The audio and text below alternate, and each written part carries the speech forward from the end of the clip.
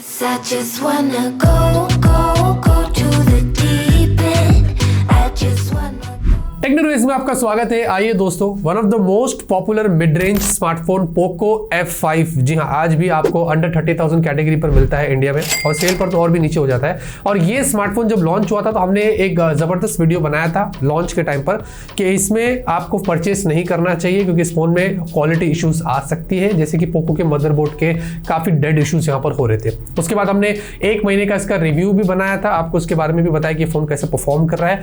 अब 6 महीने हो चुके हैं और 6 महीने तक लगातार हम इस फोन को मॉनिटर कर रहे हैं और इसका इस्तेमाल कर रहे हैं, और 6 महीने में इसमें क्या एक्सपीरियंस आया है उसके बारे में आपको बताएंगे। और थोड़े महीने अगर ये और सही चलता है तो जैसे कि हमने प्रॉमिस किया था कि अगर ये कंप्लीटली 1 साल तक प्रॉपर चलेगा तो हम पोको के फोन फिर अनबॉक्स करके आपको रेकमेंड करेंगे। ये हमने आपसे प्रॉमिस किया था क्योंकि हमको डर लगता है कि भाई कभी कुछ अचानक से क्वालिटी इशूज हो जाए, कभी मदरबोर्ड डेड हो जाए तो फिर मुझे ब्लेम किया जाएगा, क्रिएटर्स को ब्लेम किया जाएगा, तो वो मैं नहीं चाहता और आज तक मैंने ऐसा काम किया नहीं। इसीलिए थोड़े महीने और लेते हैं इसको जज करने के लिए। अब यहाँ पर सबसे पहले दोस्तों बात करते हैं इसकी परफॉर्मेंस की। इसमें जो चिपसेट लगी हुई है वो बहुत ही बढ़िया है और ये अभी तक इकलौता ऐसा स्मार्टफोन है जिसमें ये चिपसेट आपको मिलती है। स्नैपड्रैगन 7+ Gen 2 जो कि 4 nm पर है। इसके एंटूटू स्कोर की अगर बात करें तो हालांकि यहाँ पर थोड़े चेंजेस हुए, पहले 1 मिलियन के ऊपर था, अब यहाँ पर 9,70,000 के आसपास जो आ चुका है। और साथ ही साथ जो CPU थ्रॉटल है वो पहले अगर आप देखोगे तो स्कोर 70% था, बाद में 66 हो गया, और हीट यहाँ पर सेम है 42 डिग्री सेल्सियस, तो ज़्यादा वहाँ पर हमने हीटिंग वगैरह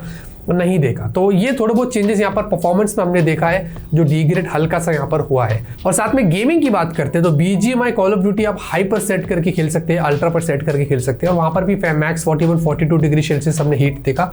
लेकिन एक्सट्रीम टेस्ट की बात करें तो हमने जेनशिन इम्पैक्ट इसमें कंटिन्यूसली आधा घंटा प्ले किया और 60 FPS सपोर्ट दिखा रहा था, और वो कंटिन्यूसली कॉन्स्टेंटली फ्रेम रेट्स थे, मतलब वो ड्रॉप नहीं हुआ था। तो ये एक चीज़ अच्छी है कि चिपसेट बहुत अच्छी है, लेकिन थर्मल्स यहाँ पर थोड़े मार खा गए। 45 डिग्री सेल्सियस तक हीट हो गया।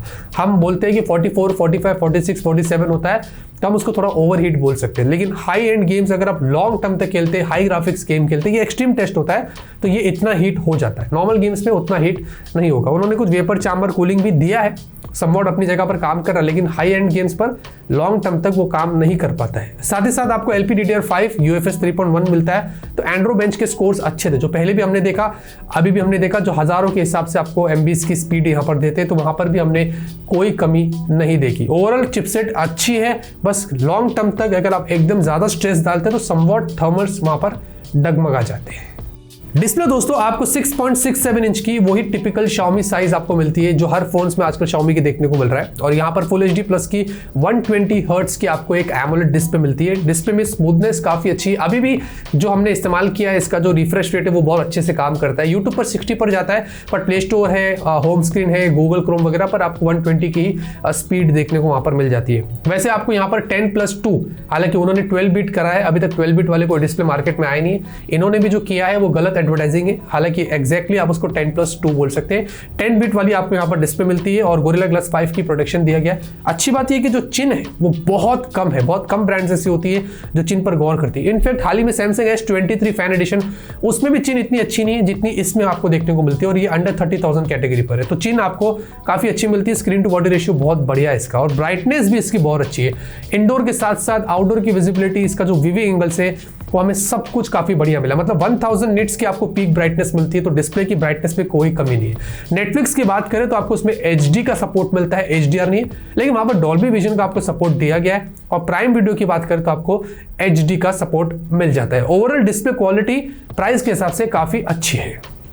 सॉफ्टवेयर को लेकर भी काफी सारी चीजें आपको बतानी है। एक तो Android 13 और MIUI 14 पर आपको ये मिलता है आउट ऑफ द बॉक्स, तो उसमें काफी सारे हमने पहले भी ब्लोटवेयर्स देखे थे। अपडेट के बाद भी अभी लास्ट सिक्योरिटी पैच जो इनका आया वो अक्टूबर का आया है, और कोई बड़ा अपडेट नहीं है, सिर्फ सिक्योरिटी अपडेट्स थोड़े बहुत आ रहे हैं।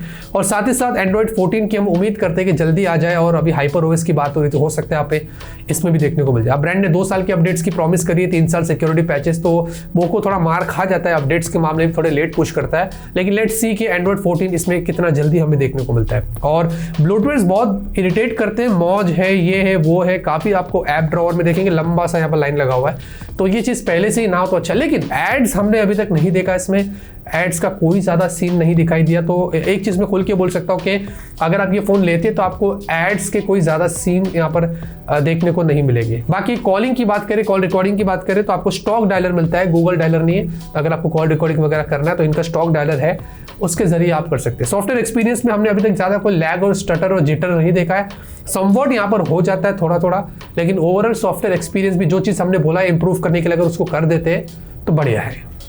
बैटरी की बात करते हैं, आपको इसमें 5000 mAh की बैटरी मिलती है और 67 वॉट की चार्जिंग सपोर्ट, जो चार्जर भी बॉक्स में दिया गया है। और अगर 67 वॉट से 5000 mAh बैटरी चार्जिंग की बात करें तो हमारी टेस्टिंग में 56 मिनट्स लगे थे 0 to 100%। तो ये 50 मिनट ऑन एवरेज आपको यहाँ पर फुल चार्ज का यहाँ पर सपोर्ट मिलता है। साथ ही साथ अगर बैटरी बैकअप की बात करें तो 2 डिफरेंट सिनेरियोज में हमने टेस्ट किया था। एक तो हमने रात के 1 बजे इसको 94% तक चार्ज करके इस पर कंटिन्यूसली 4 घंटे वीडियो प्लेबैक किया, फुल ब्राइटनेस पे, फुल रिफ्रेश रेट चल रहा है और यूट्यूब पर हमने सब कुछ ऑप्शन हाई करके इसको लगाकर छोड़ दिया। और सुबह के लगभग 6 बजे के आसपास 56% यहाँ पर बैटरी दिखाई दे रही थी, मतलब ज्यादा ड्रेन नहीं हुआ। ओवरऑल यही एक्सपेक्टेशन थी 5000 mAh बैटरी वाले फोन से। और फिर उसके बाद हमने दोपहर के 2 बजे तक उसके बाद कंटिन्यूसली हमने गेमिंग स्टार्ट करा, गेमिंग सेशन किया, वहां पर 29% तक बैटरी ड्रेन हुई। इससे ये पता चलता है कि 12-13 घंटे का जो हमने टेस्ट किया है, ये phone on average continuous usage पर आपको पूरा दिन रियल बैकअप दे सकता है। यानी कि अगर आप इसको मिक्स्ड यूज भी करते हैं, गेम भी खेल लेते हैं, तो पूरा दिन आप इस फोन को आराम से इस्तेमाल कर सकते हैं। तो बैटरी के टेस्ट में हमारे ये पास हो गया था। कैमरे को लेकर भी कुछ चीज़ें आपसे शेयर करनी है जो अभी भी इन्होंने फिक्स्ड नहीं किया है, और उसके बारे में भी बात करते हैं। पहले तो आपको बता दूं 64 मेगापिक्सल आपको प्राइमरी सेंसर मिलता है, जिसमें आपको OIS दिया गया है, f1.79 एपर्चर और मैक्स आप 4K वीडियो 30 FPS पे शूट कर सकते हैं। स्लो मोशन वीडियो भी आपको मिलता है फुल HD 240 FPS, जो आप इसके सैंपल्स देख सकते हैं। स्लो मोशन में ज़्यादा वैसे कोई खास कंप्लेंट्स थी नहीं, अच्छे स्लो मोशन वीडियोस आप निकाल सकते हैं। 8 मेगापिक्सल का अल्ट्रावाइड, फिर 2 मेगापिक्सल का मैक्रो ज़्यादा इस्तेमाल होता नहीं है। अल्ट्रावाइड फोटोज भी देखेंगे तो अच्छे। अब बात यह कि कैमरे से लेकर कोई मेजर अपडेट नहीं आया कि कुछ इंप्रूवमेंट्स हो, जैसे हमने पहले फोटोज नोटिस किए थे, अभी भी वैसे ही कुछ खास चेंजेस हमने यहाँ पर नहीं देखे। 16 मेगापिक्सल की सेल्फी है, मैक्स फुल HD वीडियो आप 60 FPS पे शूट कर सकते हैं, तो यहाँ पर भी कोई खास चेंजेस नहीं है। लेकिन यहाँ पर हमने एक सेल्फी टेस्ट किया था, जहाँ पर इसके सेल्फी को हमने लावा अग्नि 2 जो कि अंडर 20,000 पर अभी कभी कभी सेल पर मिल जाता है, और टेक्नो का पोवा 5 प्रो एक 15,000 की कैटेगरी का स्मार्टफोन है, हमने इसकी सेल्फी को उनसे टेस्ट किया। ये थोड़ा सा मार खा गया। अगर आप गौर से देखेंगे तो टेक्नो वाला थोड़ा ज़्यादा आपको डिटेलिंग देता है, लावा वाला थोड़ा कलर में ठीक है, मतलब वाइब्रेंट हो जाता है। ये कॉन्ट्रास्ट अच्छे मेंटेन किया है पोको ने, नेचुरल लगता है देखने में, लेकिन थोड़ा सेल्फी में दिन में मार खा गया। इसी तरीके से हमने एक बार सैमसंग गैलेक्सी M14 से भी, जो कि 11-12 हज़ार का फोन है, उससे भी इसकी सेल्फी को कंपेयर किया था और ये मार खा गया था। तो इतना मैं आपको क्लियर बोल सकता हूँ कि 30,000 का फोन है, सेल्फी में उनको और काम करना पड़ेगा। सेल्फी इतनी खास आप इस फोन से नहीं निकाल सकते। और नाइट में तो क्लियर आप देखेंगे कि सेल्फी इसकी इतनी भी खास नहीं है, फोटोज आपके सामने है। और नाइट अगर रियर फोटोज भी देखते हैं तो ठीक है, मतलब अगर आप अच्छी लाइटनिंग कंडीशन में रहने की कोशिश करते हैं तो अच्छे फोटोज निकल सकते हैं, वरना तो ये फोन बहुत ही डार्क फोटोज यहाँ पर निकलता है। और नाइट वीडियोज इतने खास नहीं है, जिटरिंग है, आपको फ्लैश अच्छी नहीं लगेंगे, नॉइस काफी देखने को मिलेगा। तो नाइट के वीडियोज चाहे वो रियर हो या सेल्फी तो बहुत डार्क लगती है अगर आप डार्क में जाते हैं तो ये चीज हमने नोटिस किया कि इसके फोटोज में गड़बड़ी है। सिर्फ आपको डे में अगर रियर फोटोज लेना जो आप देख सकते हैं वो अच्छे, उसमें कोई कंप्लेंट्स नहीं है, वाइब्रेंट लगते हैं, पोर्ट्रेट शॉट्स वगैरह वहां पर ठीक है। लेकिन सेल्फी में जो पोर्ट्रेट अगर आप लेते हैं तो वहां पर आपको थोड़े एज डिटेक्शन में इश्यूज दिखाई देंगे, कानों के पास, चिन के पास। तो समवट कैमरा डिपार्टमेंट जो है उसने हमें इतना इंप्रेस नहीं किया, हम कुछ और एक्सपेक्ट कर रहे थे कि 30,000 का फोन है, इस प्राइस पर अगर आप सैमसंग के फोन्स लेते हैं तो कैमरा टॉप नॉच होता है। तो कैमरे में इनको काफी काम करना पड़ेगा। बाकी डिजाइन और बिल्ड की भी बात कर लेते हैं। बहुत सारे लोग एक फोन के फॉर्म फैक्टर को भी देखकर एक्सेप्ट कर लेते हैं, मतलब परचेज कर लेते हैं। जैसे कि आपको यहाँ पर पीछे पॉलीकार्बोनेट बैक है, पॉलीकार्बोनेट फ्रेम है, तो डिजाइन में से कोई प्रीमियमनेस नहीं है। लेकिन हाँ, पॉलीकार्बोनेट के अपने फायदे और नुकसान है। गिरने से टूटने का डर कम होता है, लेकिन स्क्रैचेस ज्यादा पड़ते हैं। ग्लास में गिरने से टूटने का डर ज्यादा रहता है, बट उसमें स्क्रैचेस लॉन्ग टर्म तक कम पड़ते हैं। तो दोनों के अपने फायदे अपने नुकसान है, जो आपको सूट करता है आप उस हिसाब से चूज कर सकते हैं। बाकी आपको ये बहुत ही स्लिम ट्रिम मिलेगा, 7.98 mm 181 ग्राम्स का है, बॉक्सी स्टाइल राउंडेड एजेस। आपको इसमें डुअल स्पीकर्स दिया गया है, आयर ब्लास्टर वर्क से मिलता है, डुअल माइक के नॉइस कैंसिलेशन के लिए 3.5mm जैक, जो कि आजकल बहुत सारी ब्रांड्स मिस कर देती है। ये बहुत ही इंपॉर्टेंट चीज होती है, एक टाइम पर हम बहुत यूज करते थे, और आज भी वायर्ड ईयरफोन्स बहुत अच्छा काम करती है। तो ये चीज आप इस फोन में आसानी से इस्तेमाल कर सकते हैं। आपको डुअल नैनो सिम भी यहाँ पर दिया गया है, और साइड माउंटेड फिंगरप्रिंट स्कैनर है, अंडर डिस्प्ले नहीं है, तो ये एक आपको दर्द लगेगा। IP रेटिंग्स थोड़ी बहुत होगी, बाकी उसमें कोई इतना खास कोई वो नहीं है। और इसका जो हैप्टिक्स है वो बहुत अच्छा है। एक्स एक्सिस आपको लीनियर मोटर दिया गया है, तो वॉल्यूम बटन्स भी अगर आप ऊपर नीचे करते हैं तो हैप्टिक्स इसका आपको काफ़ी अच्छा देखने को मिलेगा। नेटवर्क कनेक्टिविटी को भी उठा लेते हैं दोस्तों। 5G तो आपको इसमें काफ़ी अच्छा मिलेगा। हमने 5G सिम कार्ड लगाकर इसमें कॉलिंग चेक किया, हमने इसका डेटा ट्रांसफर, डाउनलोड स्पीड सब कुछ टेस्ट किया, वहाँ पर कोई प्रॉब्लम नहीं थी। तो 5G को लेकर कोई खास कंप्लेंट्स यहाँ पर नहीं है। बाकी तो आपको मल्टीपल 5G बैंड्स दिए गए, ब्लूटूथ 5.3 है, वाईफाई 5 है, इसमें 6 नहीं। हमने मल्टीपल टाइम टेस्ट किया लेकिन 5 ही रहता है और हमारे नेटवर्क पर भी 5 पे ही कनेक्ट होता है। और साथ ही साथ कैमरा टू API आपको मिलता है, आपको वाइड वन L1 और जितने भी सेंसर्स हैं, सेंसर्स भी आपको यहाँ पर सारे मिलते हैं, लेकिन NFC का सपोर्ट इसमें नहीं मिलता है।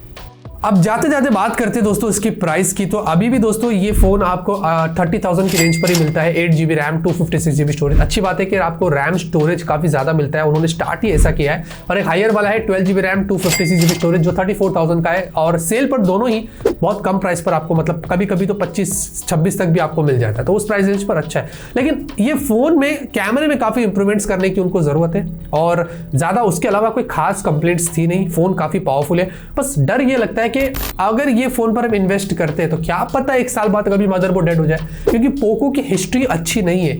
मैंने बहुत बार लोगों को समझाया हो, बट लोग मुझे बहुत मिसअंडरस्टूड कर लेते हैं, क्या पता नहीं क्या सोचते हैं।